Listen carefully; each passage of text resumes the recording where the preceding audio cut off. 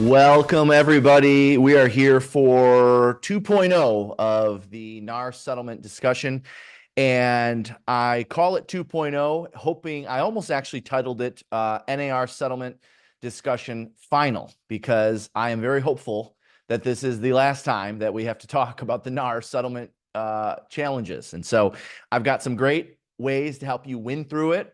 I've got some tactics I'm going to share with you. I've got some new scripts I'm going to share with you. And I see everyone already starting to comment in the chat, which is great. If you could do me a favor, before you hit send on your comment, change it to everyone so that everyone can see where you're joining us from. So thanks for waking up with us all over the US. And I know we've got several on from Canada as well. So yeah, when you're commenting today, it defaults to hosts and panelists.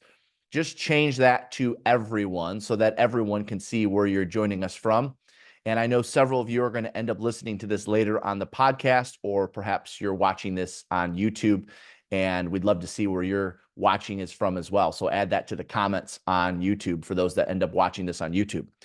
Well, I'm super excited to be with you guys. As I mentioned, I hope it's one of the last times we're talking about the NAR settlement, because we've been to work with the NAR settlement. Believe it or not, actually, our MLS went early on the NAR settlement, July 17th. We've had to behave with the changes. And of course, most recently this weekend, we had to, on July 17th, we had to behave with the changes of no compensation in the MLS since the 17th of July. So we've got a good just over a month of best practices that we've learned from. And of course, I'm going to share with you some of those today. And also this weekend, the change went into effect for everyone on the buyer contract before a showing, or a showing agreement, or buyer rep agreement, or whatever you want to call it, first showing agreement, or non-exclusive buyer agency. There's probably 50 different names for it. That, of course, went into effect this weekend, and I want to share with you some of our experiences from that. So I'm super excited to be with you guys, although I'm hoping this is one of the last times we have to cover this topic, because it's time to get back to work, and it's time for us to stop reading the headlines and hearing all about the changes. We know what the changes are. Let's just go get after them and make the best with them. All right. So first things first, for those that are joining us, my first timers, do me a favor in the chat. Again, change it to everyone. Let me know where my first timers are at. If you're a first timer to a Glover U webinar, love seeing our first timers on, throw that in the chat. First timer, just put first timer, city and state, or city and province. Let us know if you're a first timer in the chat. We love seeing all of our first timers. Again, make sure you change your where it says to hosts and panelists, drop that down and change that to everyone. Well, I have your attention in the beginning. I want to make sure everyone's got the workbook. Okay, you're going to need this workbook. This is not maybe like some of the other workbooks from our other webinars where they're blank. And we do that because we want you to take notes. Although I do have some blank pages in here. All of the latest and greatest NAR dialogues are in here, and I need you to have those. So I'm going to have them drop that in the chat. There it is for you. They'll probably drop it a few times throughout the session early on. Thanks for joining us, South Florida. I've been spending quite a bit of time there. In fact, I'll be there 2 days this week doing the sales rocket. Okay. So make sure you have the workbook, got that. For those that are not familiar, for my first timers, Jeff Glover from Detroit, Michigan. I've been listing and selling real estate now for 22 years. In addition to listing and selling real estate, of course, we lead a great team here in the state of Michigan. We've been the #1 home selling team for 10 out of the last 11 years. That's of all brands, all brokerage, all brands. And I think the biggest thing is that you need to know if you're a first timer is I'm in the trenches with you. All right. A lot of people are wondering, Jeff, how did you come up with these scripts? You know, even I was looking at it today, our last NAR dialogue webinar was on March the 26th. Okay, they announced the changes on March 18th. We had a webinar with all the scripts written within 1 week. So people ask, well, how did you have that? Well, because in that first week, because I go on appointments with sellers like you do, because I go on appointments with buyers like you do, I had already been getting questions because it was all in the media. As you can see, the media is starting to pick it up again, which is something I predicted back in that video as well. It's fascinating to see some of the things that we talked about and predicted in that video starting to happen. Okay, so this is for my first timers especially, but for those of you that are not taking advantage of it, first things first, without question, all right? I want to make sure you're taking advantage of the daily message. I've been writing a message every day. Not all of them have been NAR settlement related because, of course, there's other things that are important in our real estate business. But I've been giving you tips and ideas and strategies along the way every single day. And so if you aren't currently getting the daily message, I want to share with you how to do so. This is for, especially for my leaders on as well. Take advantage of these daily messages. We have brokerages and teams across the country that download these messages and share them in their sales meetings, or they turn them into training topics. So I'll show you how to do it. Super simple. For those of you that already get the daily message, thank you for doing so. Hopefully you're getting some value from those. And just sit tight with me for like 60 seconds while I explain how they get the daily message for those that don't have it. So go ahead and open up your text messages. The phone number is 55444. Open up your text message and put in the number 55444, and you're going to type the word morning, MORNING, to 55444. Hit send. And just like that, it's going to ask you your first name, your last name, your email, and you're going to be signed up for the daily messages. All right. Every day, Monday, Tuesday, Wednesday, Thursday, Friday, I'm writing a message specifically designed to help you list and sell more homes, or to help your people list and sell more homes. Now, when you download the daily message, all right, it's going to give you a link to our Glover U app.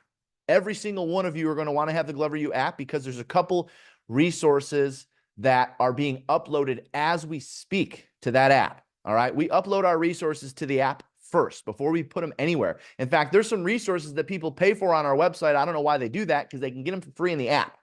So when you text the word morning to 55444, it's going to give you the link to the app. Make sure you get that on your phone. If you already get the daily message, but you don't have the app, just search the Glover U app in your app store. All right. Wherever you go to download your apps, either Google Play or wherever you iPhone people go. Sorry, I know I'm an Android guy. Okay. Don't make fun of me. I probably lost, 10% of our attendees with that. Anyways, make sure you get your hands on our app, because there's a couple new resources that I'm going to share today that are being uploaded to the app. I mean, literally, we waited until this webinar to put them in the app. All right. So you're going to want to have the app. Go ahead and get it. Search Glover U in your app store. Last but not least, okay, videos like this, videos from our events, we're putting more emphasis and effort into our YouTube channel than ever before.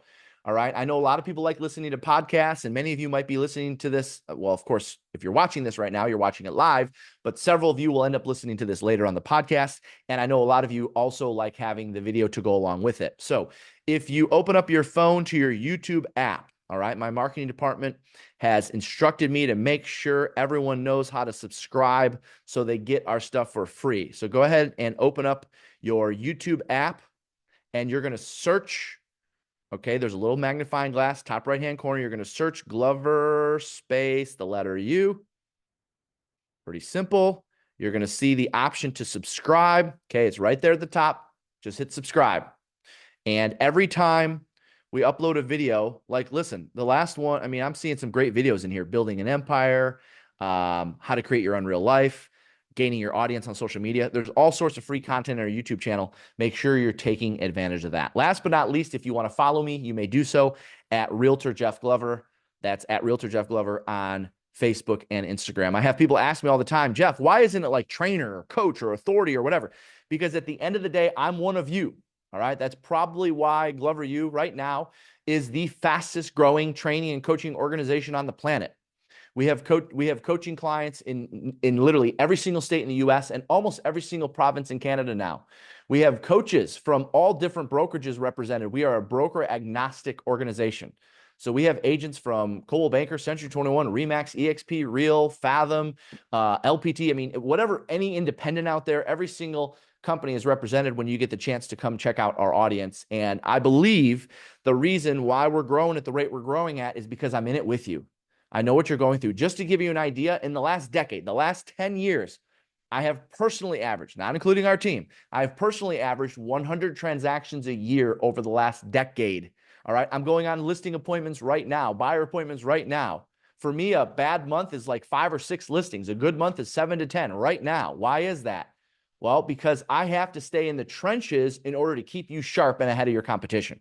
So let's go ahead and jump in. So I want to share with you some stories or some things that happened this weekend. So we had a meeting with our team, and I asked them, okay, we had an open forum. All right. I shared some of the experiences that I had. They had shared some of the experiences that they had. We did this yesterday, and I want to share with you a handful of them that we've experienced so far. So number one, This weekend, all right, meaning like Saturday, since the change was official, and Sunday and Monday. By the way, this is a 75-minute webinar, so hopefully you planned on until 12:15 Eastern today. So this weekend, we had buyers not sign with us and move on, and we had buyers sign with us to see homes happily. You're going to win some and you're going to lose some. Who cares? This past weekend, since the change, we had a couple buyers tell us, yeah, we're not comfortable signing anything. And therefore, we weren't able to get the appointment. We weren't able to get the relationship. On the other side of that, we had buyers that came to us and said, hey, we understand there's this new change or whatever. Is this true? Do we have to sign something to see us? Yep, that's true. Okay, where do I sign? I want to go see houses. You're going to win some and you're going to lose some. And what do I mean by that? Well, in the early phase of this, if you will, there's going to be a lot of buyers who are skeptical about you presenting to them this idea that they have to sign an agreement with you. And so their gut reaction is going to be to get a second opinion. Well, part of getting a second opinion might be, you know what, hold off on that showing right now. I'll get back to you. Okay, we know what that's like. If you've been listing and selling for more than a few days, you know that means you're about to get ghosted. All right, when they say hold off on that, I'll get back to you, that means they're checking around. So buyers are going to be skeptical because they don't all watch the news. They don't all know about the change. And even if they do watch the news, they don't know how it really impacts them. So early on, we have absolutely lost a few buyers because of this change, without question. Early on, we have gained a few buyers because of this change, without question. Here's what I know in 22 years of doing this, 21 of those in leadership and sales, 22 of them in sales, is this. You're going to win some, you're going to lose some. Sometimes it's going to work in your favor. Sometimes it's not. It's okay. Get over it. Move on. We're going to experience some of that early on in this change. Number two, here's what happened since Saturday. We had every seller understanding the value in agreeing to work with buyers by way of concessions or buyer agent commissions with no problems. Now watch this. Our MLS and just over half of the MLSs, or probably closer to 60% of the MLSs in the United States, are allowing agents to publish concessions on the MLS, including ours. Our MLS does as well. So we had every, not 99%, not 95%, not 91%, every seller we have spoken to since the change. Again, it's allowed in our MLS. Okay, we'll get to what you do in your MLS if it's not allowed. We had every seller understanding the value in agreeing to work with buyers by way of concessions or buyer agent commissions with no problem. Now, how did we get 100% to be in agreement? I'm going to share that with you. It's part of our scripts during this webinar. One thing we're not going to talk during this webinar is there's some brokerages that are saying, yes, you should find a way to offer concessions and commissions. There's some brokerages saying, no, you should not offer agent commissions or agent concessions. We're not going to get into what your brokerage should do, although I'll share with you our position on that and why we believe what we believe. Number three, we had offers accepted with the seller agreeing to, again, this is all since Saturday. All right. Just to give you an idea, we have about 45 full-time agents. We do as a team about 1,000 transactions a year. So I believe since Saturday, we've probably taken 15 listings. We've probably put 10 or 12 buyers under contract. So this is a meeting we had with our team yesterday. Again, we had offers accepted with the seller agreeing to compensate a buyer's agent. And in only one occasion, did we have a buyer who's going to pay the difference between what was negotiated and what was on their contract with us, and they fully understood that? Let me repeat that. We had offers accepted since Saturday with the seller agreeing to compensate a buyer's agent, and in only one occasion did we have a buyer who's going to pay the difference between what was negotiated and what was on their buyer contract, and they fully understood that. We covered this in 1.0. You knew that this was coming. You're going to have some buyers that are going to be forced to pay the difference. We only had one. With all the buyers that we talked to, with all the homes that we show, with all the contracts we wrote, we only had one.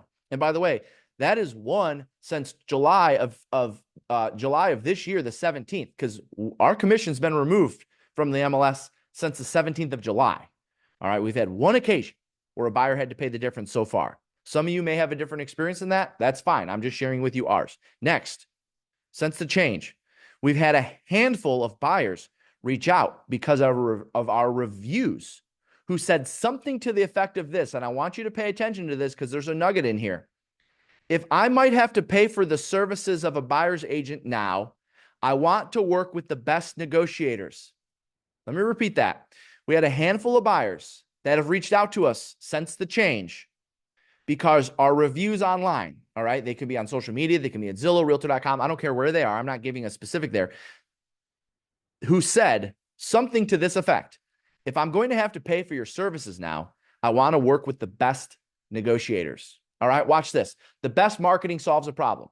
I want everyone to write this down, okay? Because I'm going to give you, this is not just about scripts, this is also about tactics to win. I want you to write down, or I want you to ask yourself this question, write this down. Do my reviews convey that I'm a great negotiator? Do my reviews convey that I'm a great negotiator? Because watch, sellers and buyers, because sellers go to buy, they're going to be paying attention to that. If there's a chance they might have to pay for your services, they want to see what buyers are saying about their experience in working with you. Do your reviews convey that you're a great negotiator? There's a nugget there. Do something with that. The best marketing solves a problem. And then finally, again, since the change, we all survived the weekend and are ready to continue to kick butt this week, and you should too. We made it through.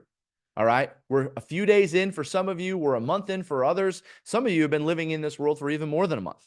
Okay. So good news is we are very optimistic about the changes. I'm seeing a lot of good come out of this. All right. This is going to be a good thing for you. It's going to be a good thing for us. It's going to be a good thing for the industry. There is some gray area with some of the changes, and I'm going to do my best to help you understand those and give you some good dialogues. And also at the end of the day, I want you to know I am not your broker. All right. I'm not an attorney. So now I guess for some of you, if you're within one of my brokerages, fine, that's fair. But for 99% of you that are not, because I think we had just under 5,000 people register for this, I'm going to default to whatever your broker says is best. Now, is there maybe value in sharing our opinion with your brokerage? Absolutely. I encourage you to do so. But at the end of the day, every state, every jurisdiction, every market's going to look a little bit different than maybe what I'm proposing you do today. Okay, so for those of you that are in the Glover U Inner Circle Facebook group, and I would imagine that is many of you.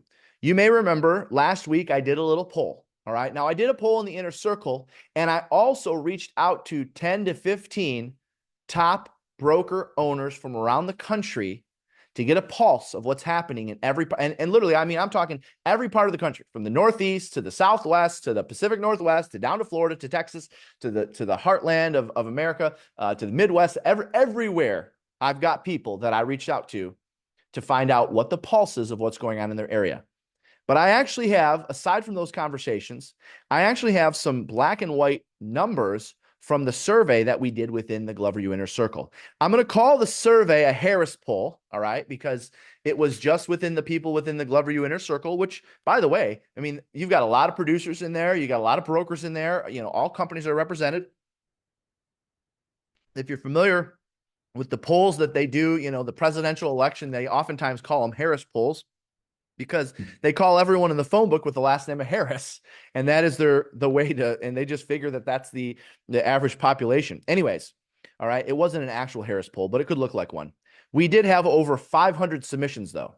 Okay, so we're not talking 50 people, not talking 20 people. We had 500 submissions, and here's what that survey showed: 89% of agents, brokerages, will be offering commissions and concessions. And this includes a set amount.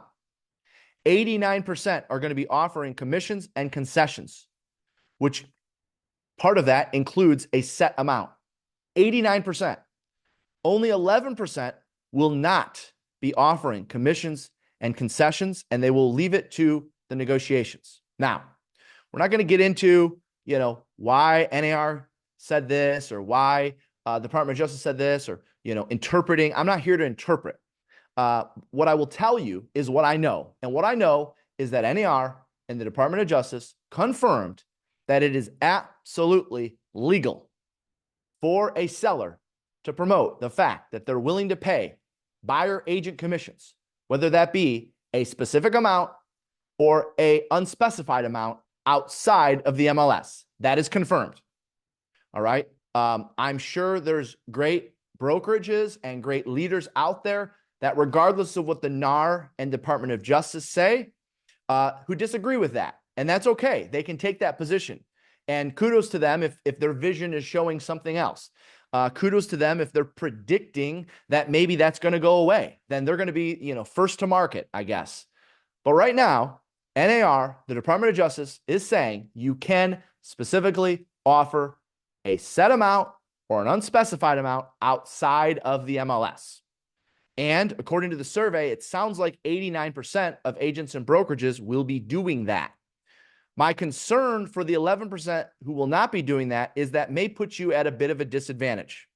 And so when I look at if 89% are going to be doing that, 11% will not, then that you may have a little bit of an uphill battle in relation to your conversations with clients and other agents in your market.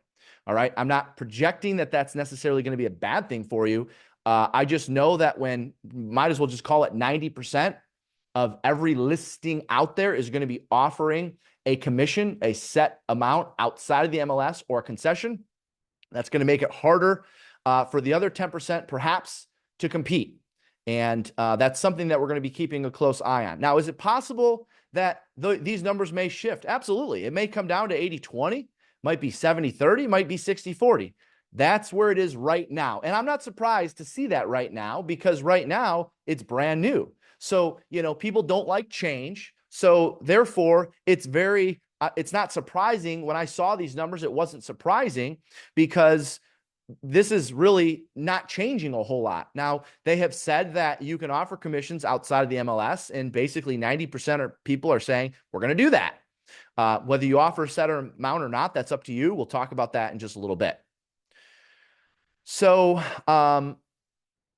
my concern with the above is, again, if I'm in one of these markets where, 90% of the sellers are offering buyer agent commissions, and they're specifically stating the amount outside of the MLS, then it may cause a buyer to say on the 10% that are not offering a commission, well, that means it might cost me more to buy that property. And if those buyers are aware of the ones that are offering and the ones that are not, because they saw it on a sign rider or, they saw it, in an email blast or a text message or whatever, website you use to communicate commissions, that might cause those buyers to say, you know what, I'm not even going to go look at that house. Again, I'm not saying the agents are suggesting that. I'm saying the buyers themselves may say, I don't want to see that home because I don't want to have to pay an agent. Again, that's my concern with that. It's a little early to tell how often that's going to happen or how much that's going to impact. All right. Buyers agents, you can't do that anyways. That's called steering. That's illegal. But I'm not talking about the agents. I'm talking about the buyers who may say, you know what, I don't want to mess with that seller if they're not going to be willing to give me concessions, or if they're not willing to pay my agent. I don't even want to get in negotiations with that knucklehead. You may give off the presentation that maybe you're a shrewd negotiator, and that might scare a buyer away. Okay, here's what else the survey told us. Just over half, 51% of the MLSs in the country do allow promotion of concessions. Over half, 51%. Now, by the way, I think this question in the survey may have been a little confusing because I believe it's probably even more than half. And let me explain to you. I believe that there's MLSs like ours that are not only have a category that says concessions Y or N, meaning yes or no, it has an amount. So concessions Y or N, and then an amount that you can put in there. Now, that's a field that's built into our MLS. That, of course, is legal. The Department of Justice and NAR has said that's legal. Not all MLSs are taking that stand. There's MLSs out there that perhaps maybe to protect themselves or whatever, they're not doing that. However, they haven't actually come out and said that you can't put it in through the agent remarks or the public remarks. And so if your MLS has not come out and said, nope, you cannot offer concessions anywhere in the MLS, then that means then if there's not a drop down for it, you absolutely legally can put it in the remarks, the public and the agent remarks. NAR says that's okay. Department of Justice says that that's okay. Now, if your brokerage says otherwise, then listen to what your brokerage says. I'm just reporting on what we're doing in relation to what we're allowed to do and what the Department of Justice and NAR says is okay. So over half of the MLSs do allow the offering of concessions. And where I said I think that the number's probably even higher is because I believe that some of the people that voted for this one are, or that maybe voted no on this one, I'm sorry, meaning the other 49%, are not aware that you can put it into the remarks. Just because your MLS doesn't have a drop down for it doesn't mean that you can't put it into the remarks. So we'll call it, hey, the numbers are the numbers. It's 51%. That's still the majority that allow concessions. You're going to see why I talk about those in our scripts in just a bit. Okay, so I wanted to share with you, kind of update you on where we're at in relation to some of the changes. Now let's jump in. So if you would do me a favor in your workbook, everyone should have a workbook. If you don't, they'll probably drop in the chat one more time for you. I want you to turn to page 14 in your workbook, please. And I would make sure you get this workbook printed out. I would make sure that you share this with maybe other agents in your office, other agents in your team. This has literally every single question a buyer or seller could ask you. Now, some of these are repeat or they have been updated since 1.0. Again, I'm talking about the video and the scripts that were released back in March.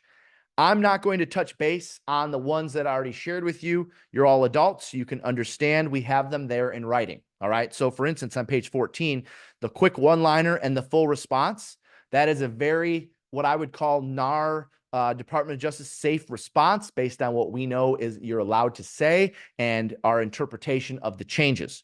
All right. We already released that back in March. And so you probably already have a copy of those. Many of you have already been using these in your dialogues. There's a workbook in the comments if you need them again.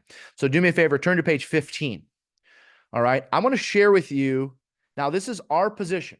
Now, when I say our position, this is Glover U's position. This is not necessarily the position of any one particular brokerage. This is my personal position as it relates to the NAR settlement. And this is specifically if your brokerage allows offering seller concessions or buyer agent commissions outside of the MLS. Okay. Number one, offering buyer concessions or buyer agent commissions, again, I'm on page 15, will entice buyers to want to make an offer on a listing and may choose a listing over one not offering either. This has been a practice for decades, and I don't see buyer behavior changing on this one anytime soon. NAR, Department of Justice, says this is okay to do so. All right. If your brokerage says it's not, that's up to them. And that's something that you would want to have a discussion with them on. However, this is something that's been around for decades. This is something that has been a benefit to buyers to, of course, not have to pay their agents. So you're going to have buyers that say, well, wait a minute, this guy's offering concessions, this guy's not. No matter what, right out of the gate, if I go make an offer on that listing, I'm going to have to pay more. Let's go make an offer on this one. Calling a spade a spade. That's how buyers are going to think. That's number one. Number two, offering buyer concessions or buyer agent commissions may cause a buyer who couldn't otherwise afford the cost to close on a home to now consider one, thus driving more traffic to the listing. More traffic equals more offers equals more money or better terms. Again, offering concessions. We're not talking about enticing buyer's agents, all right? This is not what I'm saying. This is enticing buyers. Buyers who are scraping to pay their closing costs are going to say, you know what, Mr. and Mrs. Agent, please do me a favor. Don't show me any listings that are not offering concessions or buyer agent commissions outside of the MLS. Number three, offering buyer concessions or buyer agent commissions shows the buyer that you are a flexible and reasonable seller to work with. Buyers may enter negotiations on a property already promoting them as a fair seller to deal with. So let's not be too tough on them versus a seller who starts the negotiation off by offering nothing, potentially causing a buyer to take the mindset of, well, if they're going to be cheap, then let's go in low. Think about the psychology there. And again, whether you're offering a set amount or not, this doesn't matter. This applies to a set amount or not. Okay. You have a listing that's offering concessions or commissions, yes or no. Forget about the amount for a second. As a buyer, I may say, this one's willing to offer, this one's not. I think we're going to be in a better situation with this seller than that seller. Let's go make another offer on that one. You cannot argue this stuff. Number four, offering buyer concessions or buyer agent commission shows that if there are issues with the home or worse, an appraisal issue, the seller may be fair and reasonable in working with them after an offer is accepted, since they were from the beginning by offer the concessions or commissions up front. Again, since we deal with so many appraisal issues, inspection issues, you might tell me as a buyer, if you're not willing to pay me a concession as a buyer, you're not willing to pay my agent, who are you going to be as a seller in the negotiations when your appraisal comes in low? You're already showing me that you're not willing to be flexible. I might not feel comfortable making an offer on your house, something that could hurt a seller. Again, these are all buyer decisions until we get to the fifth one. Okay. This is not legal, just so we're clear. You cannot steer based on commissions offered. That's the whole spirit of this change. And you know, and I know there are people in every single marketplace who are going to bend the rules or twist things. And so I'm not endorsing this. I'm just pointing out the facts of what could happen. So it says there, however, there are still some agents out there that may hide listings that are not offering concessions or buyer agent commissions, or at a minimum, deter buyers from these properties by pointing out the negatives right away, by saying things such as, well, this property is way too close to the main road. The resale would be tough. Or even more direct, hey, the seller's not offering concessions to help you with your closing costs, and therefore there will be a jerk during the negotiations. Again, I don't agree with any of that. We don't practice that. However, we know it does happen. So therefore, it's a reality. And so it's something that I wanted to make sure I put in writing for you to understand. So what's the lesson here? Okay. This is my belief. You may not agree with it. Your brokerage may not agree with it. And that's okay. I believe it's possible that things may change and I may have to change my tune on this. I also believe it's possible that the others may have to change their tune on what they said in the beginning, because things can always change. So here's the lesson. Listing agents should do everything they can to help the seller understand the value of offering concessions up front if it's allowed. Why would I want to offer concessions up front if it's allowed? Well, because it's a marketing tool. We'll get to that. Or at a minimum, a buyer agent commission communicated via other means.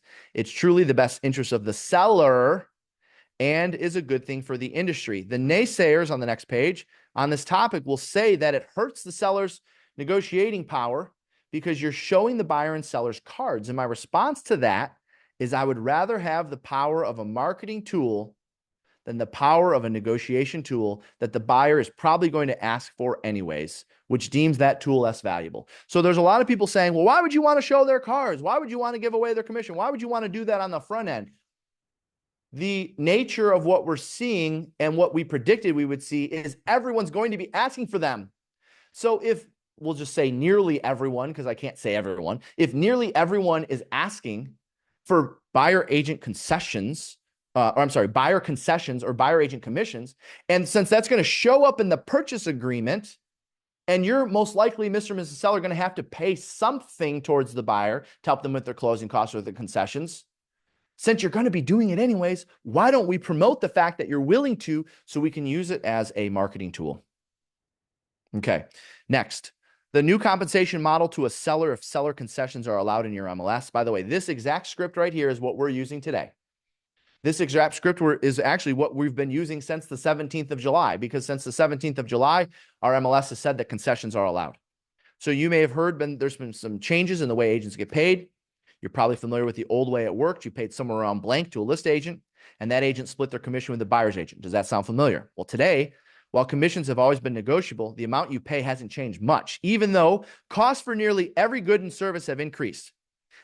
By the way, I find that interesting. If you actually read about this actual lawsuit and this settlement, it's with 1,000% certainty their goal to get commissions down, which I find interesting considering the cost for everything else has gone up. Anyways, we don't need to get into politics. It's how it's paid that has changed. So here's how it works now. We charge blank on the list side, and we recommend you offer blank and concessions to the buyer to put towards their closing costs, which may include paying their agent. Simple script. We charge blank on the list side. It's so nice to be able to go on appointment today and say, here's what we charge on the list side.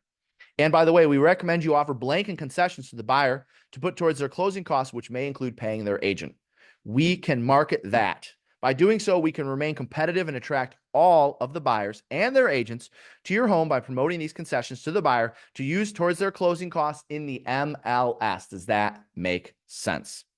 So in essence, the amount is a total of blank, and there's now a portion that goes to the buyer as a concession so they can turn around and use that to pay their agent and or some of their mortgage costs. Does that make sense? Every single appointment I'm going on today, that's how I'm presenting it. I'm making sure the sellers know that they have a choice. They don't have to offer out anything in concessions. And it very much helps my presentation when I can show them what their competition is doing, and the competition is offering concessions. Now, what if you have a MLS, or I'm sorry, what if you have a situation where you are allowed to offer seller concessions or buyer agent commissions, but you're not able to promote the specific amount? Okay, let me scroll down. I'm on page 17, where let's see. Okay, here we go. The very last paragraph under the compensation model, under seller presentation. By selecting yes, you are willing to offer concession buyer agent commissions. We can promote that to all of the agents and buyers who may have an interest in your home. And when they submit their offers, they will ask for an amount to help them cover their closing costs, which may include paying their agent. While I can't predict what they will ask for, I do want to prepare you for the amount that we've been seeing so far in our brokerage since the change. And that amount has ranged anywhere from blank to blank. So this is for those of you that cannot put a specific amount. This is for those of you where your brokerages have come out and said, oh yeah, you can suggest, offering buyer agent commissions outside of the MLS. You can suggest the seller to offer concessions. You just can't put a specific amount. There's your script for it. Next, the new compensation model to a seller if seller concessions are not allowed in the MLS and or are not common in your marketplace. So now we're just talking about buyer agent commissions in this particular case. Again, I'm on the bottom of page 17. Okay, the first couple sentences there are the same as the last one, so I don't need to repeat those. Go ahead and turn to page 18. So here's how it works now. Okay, right there on the top of page 18. We charge blank on the list side, and we recommend you offer blank in buyer agent compensation. And you have the option to offer it now, or you can wait until time of offer to negotiate that. So in other words, instead of the total commission going to the listing broker and then the listing broker promoting usually half of that amount to the buyer broker commission is now dictated by the seller. And although we can't use the MLS to promote it, we are able to use other mediums to do so. This is perfectly legal. NAR, Department of Justice, have said this is absolutely a legal way.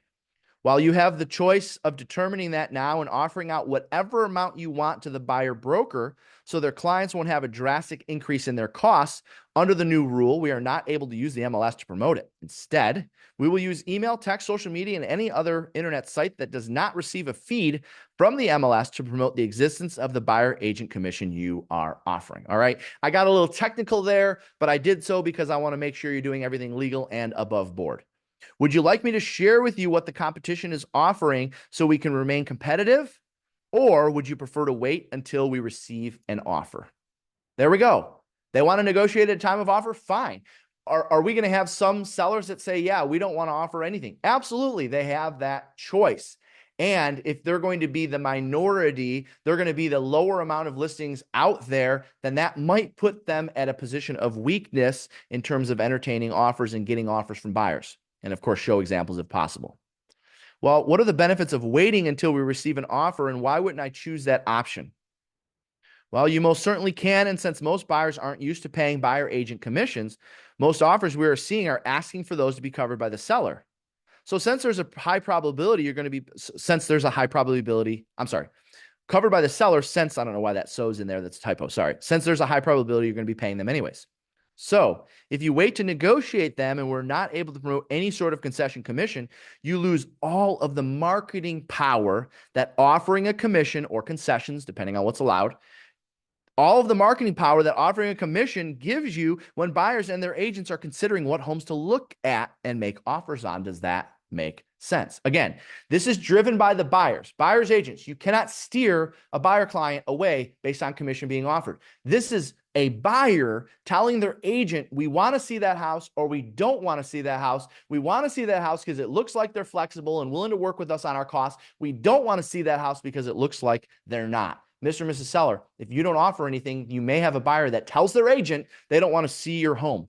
Very true. You see the note there for us agents at the bottom. Okay, number 19. All right, well, what do I pay you and what do I pay the buyer's agent? Okay, we covered this in 1.0, so I'm not going to cover that one again. Can I negotiate to pay you less? I heard it's negotiable. We covered that in the NAR settlement change 1.0, so I'm not going to cover that again. That's on page 19. Page 20. What if I don't want to offer out anything to the buyer agent? Okay, this is a new one. You can most certainly do that. And since most offers that are written today are asking for closing costs help for the buyers, you'll most likely wind up paying it anyways. And you won't get to take advantage of the marketing power that promoting that you're offering concessions will give you. Does that make sense? Okay. What if there is no buyer's agent? This is a new one that we added. All right. You can negotiate up front with the seller what the cost is if they end up handling both sides of the transaction. That has not changed. In fact, most of you have been doing that anyways. Most of you have been giving a break to sellers if you end up representing both sides of the transaction. You can still do that. Okay. And I gave you the language for how to do that. Go ahead and turn the page. So you get paid. I'm on page 21. So you get paid more if there's no agent? Well, yes. Listen, the amount you pay me to list, market, and sell and ultimately close your property does not change. However, the amount you pay in buyer commissions, concessions will be reduced to blank. These concessions will go to the buyer to use towards their closing costs, which includes our brokerage fees to handle the buy side of the transaction. This creates a win-win scenario because the buyers could secure an agent to represent them and ask for more to cover their costs. In other words, they could go elsewhere and it could cost you more because they're going to ask in their offer for you to cover that agent's commission. Well, in this particular case, if I'm lowering it to handle both sides of the transaction, you win. So instead, my brokerage and I work for less to create a win-win for all parties involved, which includes putting more money in your pocket. Does that sound good? Okay. Next, well, what happens if I pay your fee? This is a real common one. I'll be very clear on this one. What happens if I pay your fee? This is probably the biggest objection that you're going to receive that is going to be one of the harder ones to overcome. I'm on page 21 at the bottom. What if I pay your fee to list my home and I offer out a buyer agent incentive or concession to a buyer, and when I go to purchase, the seller does not offer a concession or agree to pay a portion of your commission? Does that mean I will be paying commission 3 times? Think about it for a second. Jeff, you're charging me blank and you're suggesting I offer blank. So I understand that, and I agree with that, and I'm bought in on that. And then, but you're saying it's an option because I'm letting them know it's an option. It's not, they have a choice. So then if I go to buy, since those sellers also have an option, what if I want to buy a house that is not offering a concession or a buyer agent commission? Does that mean I'm going to have to pay it once, twice, 3 times? Wait a minute, that's three. That could be a high percentage amount. So that's an understandable concern. And I may be wondering that as well if I'm in your shoes. By the way, I've gotten this a few times as well. And what I can tell you is that it's my job to negotiate as much of my buyer agent fee as possible to be covered by the seller. And if they do not agree to that, you do not have to buy their home. Furthermore, if we do find ourselves in a situation like that, I will work with you on the buyer side commission so that you are minimal to nothing out of pocket on another commission. Fair enough? And then, of course, be prepared to put that in writing. So what am I saying? What are you saying there, Jeff? Well, what I'm saying is if I cannot, okay, if I help them understand the value in offering concessions or offering a buyer agent commission, and they end up offering a buyer agent concession or commission, and they end up paying me as a listing agent or listing brokerage, and they go out and buy with me, and I cannot get that seller to work with me on a concession or a buyer agent commission, then what I'm saying there is I am willing to reduce my fee on that side to keep these guys happy. Because at the end of the day, I'm not doing this for that deal anyways. I'm doing it for future business. Now, I'm hopeful that this isn't going to happen very often because, again, as I mentioned, 89% are saying they're going to offer buyer agent concessions or commissions. So 1 out of 10, maybe. And and by the way, the 11% that said, no, we're not going to be offering, that doesn't mean I still can't negotiate that. So that is how I would handle that one with a seller who's concerned about moving forward with you. All right. And then be prepared to put that in writing. Go ahead and turn the page. All right. Let's switch to buyers. Now, Jeff, how are you guys getting buyers to like set appointments and sign agreements with you? Okay. Well, first things first, I want everyone to write this down. I want you to write down text scripts, SCRIPTS, to 55444. So just write down scripts and 55444. 5 5, so 2 5s, 3 4s. We have uploaded our latest buyer appointment setting script, our latest buyer pre-qual script, all current and taking in consideration the NAR changes. That's how you get them. All right. For those of you that downloaded the Glover U app, I mentioned there's going to be a resource that I'm going to share at the end. Sit tight for that. It's coming. But the conversation that I'm having with buyers prior to meeting with them is in our new script book. All right. We just released that. So you may or may not have heard, again, I'm on 22. Agents are now required to have signed agreements with buyers prior to opening a lockbox to show you a home. Because we have not met yet, I would never expect you to enter into an agreement with me this early in the process. I mean, put yourselves in their shoes, right? You wouldn't either. So I'm going to have you sign what's called a blank. All right. There's 50 different names for it. So whatever yours is called. Okay. Ours is a buyer agent agreement, but it's a one property buyer agent agreement. In other words, we're just putting one address in there to start. And I know that it only applies to this showing and does not lock you in to using me for anything related to your real estate purchase outside of this showing. I will email it to you to review, and we connect prior for me to walk you through it. Does that sound good? Now watch. Are you going to get some resistance to this? Without question, you're going to get some resistance. And they're going to call someone else. And the other person is going to tell them the same thing. And they're either going to come back to you or they're not. But you're going to be on the receiving end of this too, because they're going to call someone else to see a house. That person's going to give them a similar script to this, and they're going to want a second opinion. So they're going to call you. You're going to say this script, and they're going to say, that must be just the way it is now. And they're going to work with you instead of that other agent. So you understand you're going to win some and you're going to lose some, especially early on while people are adapting to this. But this is a very fair, pleasant way to present it. And of course, as your relationship grows with them, you can turn this into a full-blown buyer contract or buyer agreement, but not to set up the first showing. They're not going to enter into an exclusive agreement with you if they've never met you. All right. So then now we've had the meeting. Now we've had the showing. Now I've went through my buyer consultation. How do I get them to understand that they may have to pay me? Well, imagine we're at the end of the buyer consultation. Based on everything we've covered today, which, by the way, our new listing presentation and buyer consultation, we just put those, I believe those are for sale on the website. You can get those. Listen, we give away so much for free. Every now and again, we got to try to make a buck here and there. So yes, our new listing presentation, our buyer consultation are on the website. They're like $95 or something like that. Anyways, you can go get that if you want to check it out. So based on everything we've covered today, do you feel I can help you secure the right home in a reasonable time frame? The answer is going to be yes to that. Perfect. Then you're probably wondering what all of this is going to cost you. The good news is that this and everything I do to help buyers secure homes may cost you nothing at all. And here's how. Part of my job is to negotiate the best deal for you. And as part of those negotiations, I'm going to ask the seller to contribute closing cost concessions, which could cover some or all of my blank fee. The even better news is you don't have to pay me anything till we're sitting around the closing table and I'm giving you your new set of keys. Sound good? Cue the objections. All right. Because you're going to have some that say, yeah, we've heard that. It makes sense, whatever. And then you're going to have some that say, well, wait, does this mean I have to pay you now? Okay, on page 23, I've already covered this one in our settlement 1.0, so I'm not going to review that with you again.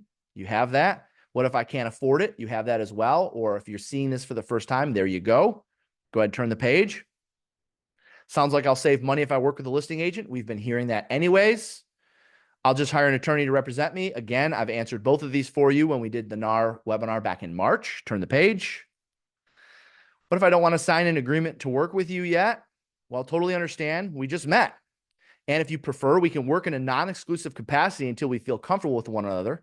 So as long as you're aware of the way commissions work today and that you would be responsible for your side of the commission if we are unable to get a seller to cover them for you, should you purchase any of the homes we show you, does that sound good?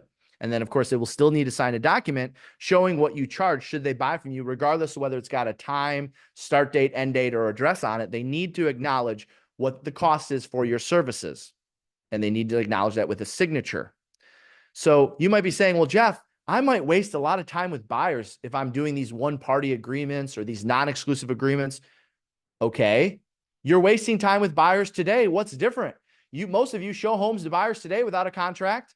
So now that they have to sign a contract and you're taking a little bit of a risk by continuing to show them homes, okay, fine. They could go with someone else, but they could go with someone else today. I don't care. I know that if I get the face-to-face, I'm going to create a relationship and build a rapport and show them my value, and they're going to want to work with me. Okay, Jeff, I've heard there are no cost agreements to see homes. Do you honor that as well? Of course, it will never cost you anything to view homes with us, as you only pay for an agent's services at closing.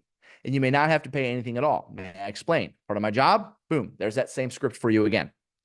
So as you know, there's a ton of moving parts, and although these are the dialogues we are using, right should be now. Our scripts may be very fluid for now while this is evolving. Before you use any of our scripts or dialogues, we recommend you check with your broker to confirm they're acceptable in your jurisdiction. For the latest, be sure you're signed up for the daily message. There it is again. And keep an eye on gloveru.com. Okay, now I promised you I was going to share some tactics as well. So you have the scripts, all right? So do what you got to do with those. I want you to turn to a clean sheet of paper because I got 9 ways to win right now. Okay, some of you guys have heard a few of these before. Some of them are brand new. So just turn to the next page, okay? And again, those are the NAR settlement dialogues. We completed those. You have those. Do what you want with them. So 9 tactics to win. How do I win, Jeff? How do I win with these changes? Like, how does it seem like you guys are moving forward and taking listings? I mean, I just looked at our listings and sales board from the weekend. We had a great weekend. So how are we doing that? Well, let me share with you what we're doing now, what we have been doing. Watch. Number 1, write these down. 9 tactics to win. Number 1, if you want to get good at what I just presented, then I suggest you do what our team has been doing for the last 90 days. You understand, we've been writing. Number 1 is write, chant, and role play these scripts, the same scripts in this workbook. Write, chant, and role play them once a day until they're committed to memory. We've been doing it for the last 90 days. We've been writing, we've been chanting, we've been role playing. No different than when you had to learn a listing presentation or a buyer consultation. Number 2, I want you to follow our 2-to-1 document. Follow our 2-to-1 document. I'll explain what that is in a second. So I predicted back in March that we're going to see an increase in buyer leads to listing agents, and we're going to see an increase in traffic and open houses. Both of those are happening. Would you get that? Both of those are happening. We're seeing an increase in leads to listing agents. We've already seen that. We're seeing an increase in traffic at our open houses. Buyers wishing to avoid paying a commission and maybe going right to a listing agent. So therefore, we created a document. It's called the 2-to-1 document. You can get it in the gloveru app. They just added it. It's free. It's how to get 2 sales for every listing you take. All right. Every single listing we take, we follow this document. It's in the gloveru app. It's our newest resource. It's in there. All right. That's called the 2-to-1 document. Follow that. That's number 2. Number 3, I want you to increase the amount of your open houses immediately. I don't care if you're increasing the count or increasing the hours. You're going to get more buyers in front of you by increasing the amount of your open houses. This is something we're making a conscious effort of doing right now. That's number 3. Number 4, I want you to start sharing your buyer success stories more often on social media. You've been used to sharing seller success stories. I want you to share buyer success stories. I want you to share the following, okay? Under number 5, start tracking your DOS. Stands for days out shopping. Meaning from the time you meet a buyer till the time they get an offer accepted. What is your average DOS? Okay, no different than with a seller. We brag about our days on market. Why don't we brag about our days out shopping with buyers? I want you to track your list price to net sales price ratio for buyers. Okay, because when a buyer asks you what your fees are and you help them understand that the average list price to sales price ratio in your market is 99% and the buyers that buy with you are 96%, well, that might cover your entire fee. Start tracking your list price to net sales price ratio. Next, I want you to start promoting and tracking how often you win in multiple offer situations. This is a tool. This is a marketing tool. The best marketing solves a problem. If you're telling the world how often you win in multiple offer situations, then in essence, what you're doing is you're building your value. When you build your value, more people want to work with you and pay you what you're worth. Next, I want you to start sharing success stories with buyers who got all their fees paid for by sellers. That's right. You're going to start having this. You're going to have buyers you work with. Hey, meet my buyer, Amy and Bob. Congratulations. They just bought a home and didn't have to pay a dime. Their entire costs were covered by the seller due to my negotiations. Start sharing those success stories. Buyers are fearful that they're going to have to pay you now, and some are going to have to pay some. We know that. You start sharing your success stories, and buyers that are not having to pay you because the sellers are covering their costs or giving them concessions to turn around and pay you, those will be great success stories, which will help you attract other buyers. Start sharing your offers written to offers accepted ratio. Pay attention to how many offers you write versus how many are accepted. That tells me you're a good negotiator as a buyer. That tells me I've got a great chance of getting my offer accepted by working with you, and I might be okay with paying a fee if I have a good chance of getting my offer accepted. All of that was under number 5. Number 4 was start sharing your buyer success stories. Number 5 is start tracking your days out shopping. List price to net sales price ratio, multiple offers won, success in getting commissions covered, offers written to offers accepted. Number 6, if you haven't started working them yet, I've been sharing this since March. Absolutely, we are seeing an uptick in for sale by owners in almost every market we have coaching clients in. I think we have today over 600 coaching clients, so pretty much every major market's probably covered. We are seeing an uptick in for sale by owners. Why? Because for sale by owners believe that commissions being removed from the MLS have leveled the playing field, which gives them more confidence to enter the market. We haven't seen an increase in expireds yet, but give it 30 to 60 days. We will. Why? Well, because before listings didn't sell because of price or condition. Now they won't sell because of price, condition, and concessions or buyer agent commissions offered. It's going to be a factor in whether a listing sells or not. So you're going to see an increase of expireds. Number 7, I want you to go back and update your buyer plan of action again. I shared this with most of you who attended our event this summer. I shared with you our entire plan of action. By the way, for those of you that are purchasing our buyer presentation, all the materials are included.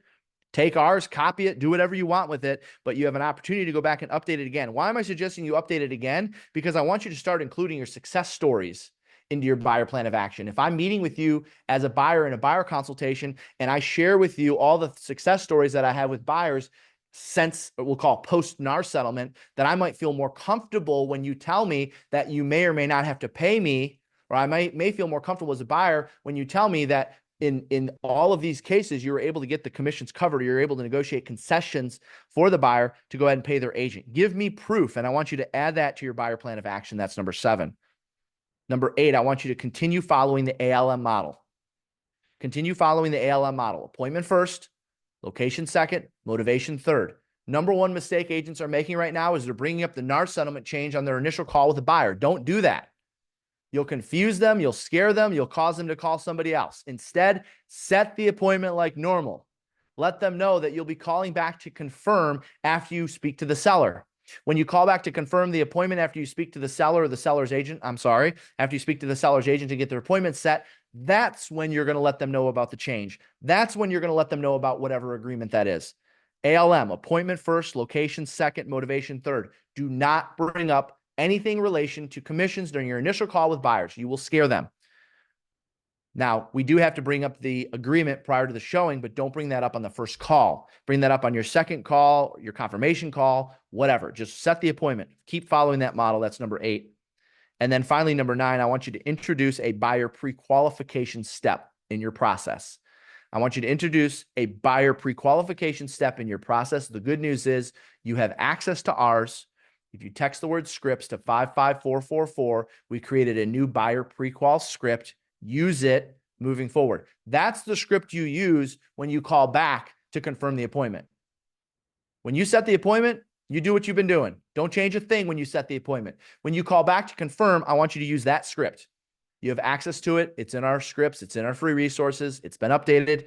Take advantage of that. Okay. Now, if you've been on, by the way, did you guys get value from today's session? If you got value, go ahead and drop a heck yeah or a for sure. You know, if you guys want me to keep doing these, I don't want to keep talking about the NAR settlement, but listen, if you guys are getting value from these discussions, I want to keep giving you free content. Okay. So we've only been together now for not even 75 minutes. We've been together for about 60 minutes. And I want to share with you 2 ways you can get a little bit more value. Number 1, do me a favor, turn to page 29 in your workbook. Thank you, guys. That's really cool. That's really awesome. Thank you. Thank you. Thank you. Really nice. Thank you for all the kind words. For those of you that are listening to this on the podcast later, everyone in the chat is saying, heck yeah. Thank you. That's awesome. And for those of you watching the YouTube, go ahead and drop that in the YouTube in the chat if you got some value today. Okay. So on page 29, for those of you that are leading teams or brokerages, I wouldn't be doing my job if I did not let you know about this. It's November 5th through the 7th in beautiful Scottsdale, Arizona. We'll be working with team leads, brokers, owners across the country to help them recruit, train, retain, everything as it relates to leading a team, leading a brokerage. Okay, you guys, I get it. Thank you. Thank you. Okay, that's great. Thank you. So on page 29, I want to make sure you know if you're leading a brokerage or leading a team, check it out. Not everyone gets in this room. All right. So we're one of the few companies as it relates to this particular event. This is the lead up event only, where you are pre-screened to get in this room. So you have to apply to be in this room. Why do we do that? We do that to keep the conversations high. So take advantage of that. All right. Do me a favor. Turn to page. I don't even know if there's a number. It's the second to last page in your workbook there.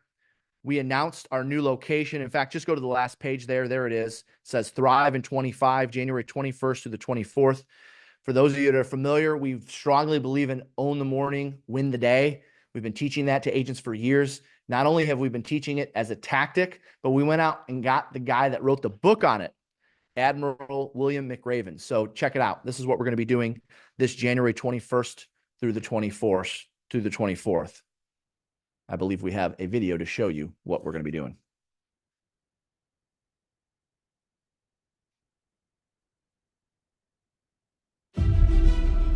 What does it take to be number one? To be the best? It doesn't take trying your best. It doesn't take doing the best you can. In fact, the most harmful lie you've been told is that if you try your best, you'll reach your potential. In reality, to be the best, you have to beat the best. And unfortunately, for my competition, my potential is a moving target. Every day I get better, and every day I push my potential further from reach. So that way our attendees and our clients can live their most unreal life.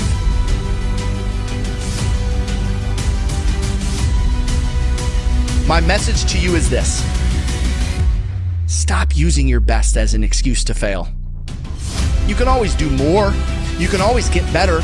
Don't downgrade your vision to fit your reality. Elevate your skills, elevate your presentation, elevate your lead generation, elevate your actions, and most of all, elevate your conviction to fit your unreal life. A life so amazing that it's almost unbelievable. Surround yourself with people who are where you want to be. Put yourself on the path to your unreal life and never stop moving forward. I invite you to join us at this January's Live Unreal Summit in Scottsdale, Arizona at the beautiful Westin Kierland Resort. We're going to be spending 3.5 days covering everything you need to know and do to win with the changes we've experienced. Everything from one-on-one interviews, breakout sessions, keynote speakers. Oh, don't forget, we get to have some fun too. Everything from golf, shopping, dining, spa, hiking, welcome receptions, everything is on site. Jeff Glover is the best of the best in helping us have the scripts that we need in order to convert our clients and grow our business bigger than we even dreamed possible. The amount of actionable takeaways I actually get is massive in comparison to other real estate events I attend. Well, some of the other events that I've been to in the past, it always seems like what's on stage is for show and not for dough.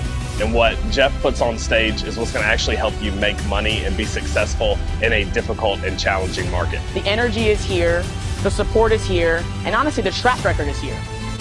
If you want to win in 2025, you need to be in this room. We'll see you this January.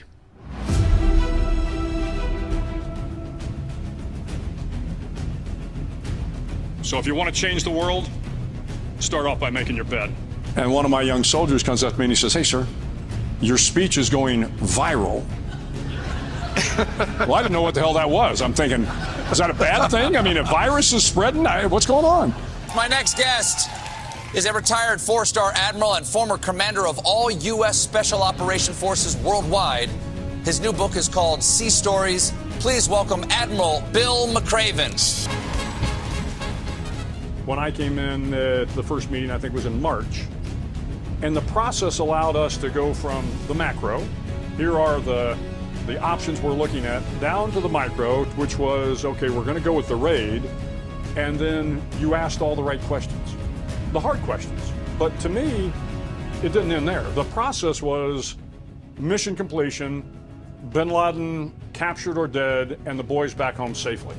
After the raid against bin Laden, the entire world learned about your extraordinary leadership. Tonight, I want to thank you on a personal level for your discipline, professionalism, and patriotism, which I've seen myself. There you have it. So we'll be getting together January 21st or the 24th. I wanted you guys to be one of the first to know. Take advantage of the early bird pricing. Unlike a lot of events today, $699, $799, $1,200. Your price, $399 for, you can see the agenda there in the second to last page.